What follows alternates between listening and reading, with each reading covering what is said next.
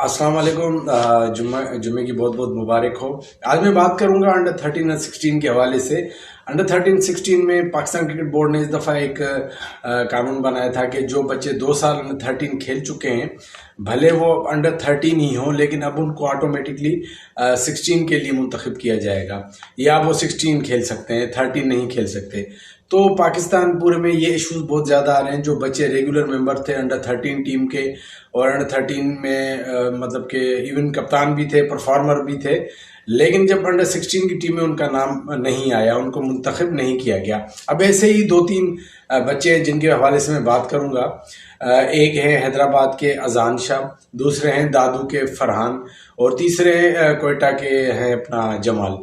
अब सबसे पहले बात करूंगा अजान शाह की। अब अजान शाह अंडर 13 जो है वो 2 साल खेले हैं हैदराबाद रीजन से, और परफॉर्मर भी हैं, और बहुत ही अच्छे प्लेयर है। आप उनकी बैटिंग भी में लगे, वो भी आप देख सकते हैं।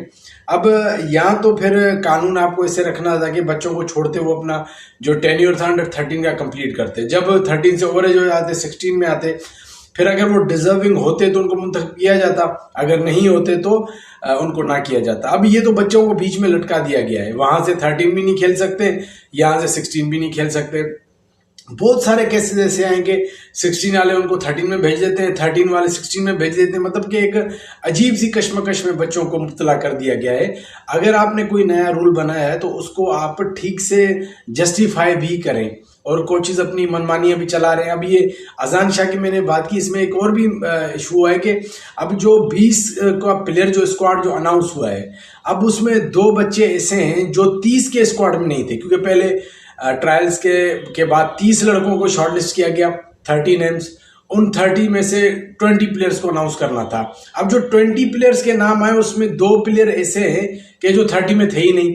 मैं नाम नहीं लूंगा क्योंकि बच्चे हैं सब, और काफी सारे इश्यूज फिर बाद में होते हैं, तो वो कोई फाइंड आउट करना चाहे तो कर सकता है। तो 2 बच्चे 30 में नहीं थे लेकिन 20 में आ गए, और जो बच्चे 2 साल 30 रीजन खेले, अब उनको खुद ही पीसीबी कहता है कि अब इनको 16 के लिए मुंतखब किया जाएगा।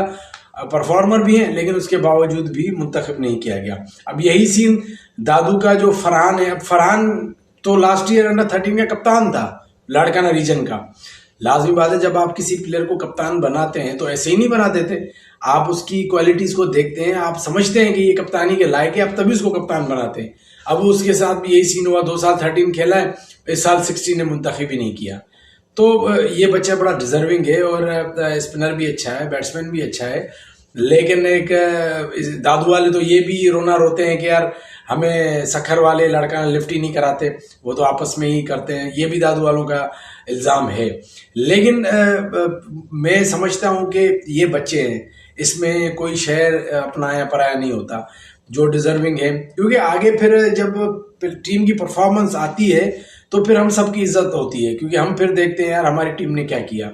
क्योंकि पहले भी मैंने लाड़काना के प्लेयर्स को सपोर्ट भी किए, फिर लाड़काना के प्लेयर्स पे मैंने, या रीजन के प्लेयर्स पे फिर मैंने तनकीद भी की है, तो दोस्त नाराज भी हुए हैं।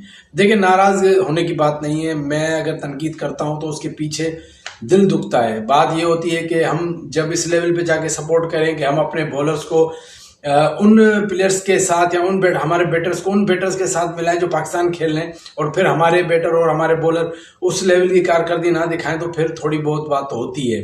तो ओवरऑल ये फरहान था, इसके साथ भी यही इशू हुआ। और अजान का मैंने बताया, एक और छोटा बच्चा है 13 का, कोयटा का जमाल। अब इस बच्चे का इशू ये है कि बेचारा पूरा इसमें क्राइटेरिया में फिट हो गया, एलिजिबल भी हो गया, ट्रायल में सिलेक्ट भी हुआ, शॉर्टलिस्ट भी हुआ, फाइनल टीम में नहीं हुआ। हालांकि इस बच्चे का के जो मेरे बात हुई थी कुछ लोगों से, तो उन्होंने बताया कि इस बच्चे की बैटिंग आप देख लें, चल रही है वीडियो आप देख लें, बोले ये बच्चा जिस तरह खेल रहा है ये तो बहुत अच्छा खेल रहा है। जो बच्चे मुंतखब हुए उनसे बल्ला भी पकड़ा नहीं जा रहा। और इस बात में आप सदाकत आप भी मानते हैं कि अंडर 13 के बच्चे छोटे होते हैं, काफी से स्टांस ठीक नहीं होता है, बल्ला पकड़ा नहीं जाता, और ऐसे होता है 13 में। आपको इस तरह की क्रिकेट जहाँ पे बच्चों में या औरतों गर्ल्स में ये आपको नजर आता है कि किससे खड़ा नहीं हो जाता, शॉट नहीं लगता है, बल्ला नहीं सही पकड़ा जाता, इन 2 क्रिकेट में ये चीज नॉर्मल नजर आती है। लेकिन ये बच्चा आप देख सकते हैं बिल्कुल अच्छा खेल रहा है, बिल्कुल परफेक्ट। लेकिन आपको पता है कि सिफारिशी कल्चर पाकिस्तान में जो बहुत ज्यादा है, तो ये बच्चा भी बेचारा किसी गरीब फैमिली से ताल्लुक रखता है, इसलिए इसको भी मुंतखब नहीं किया गया। और लाजमी बात है इन बच्चों को आप सपोर्ट करें, क्योंकि ये बच्चे वो हैं जो वो बच्चे होते हैं जो सारा साल क्रिकेट नहीं खेलते।